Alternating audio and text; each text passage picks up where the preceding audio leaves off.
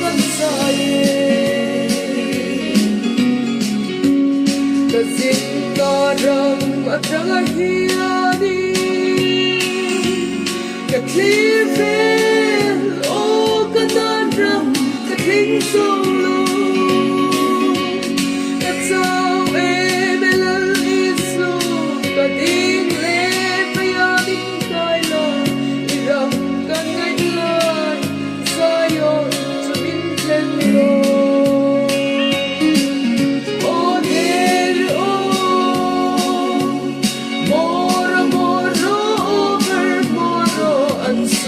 sai le sun ngai le phong sun ngai ten se tan ra kan sai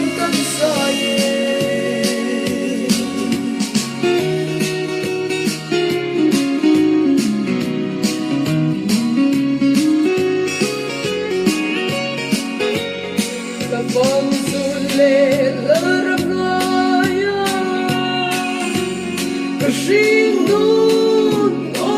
en kim sun na oi chin ka kin oi kring sal u leo o lem pe ngil sil la te o la lung ne riam ne min ong ro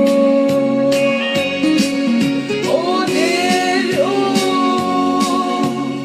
moro moro over moro an sai le sun ngai le phong sun ngai ten se tan ra kan sai ta zin na ram ma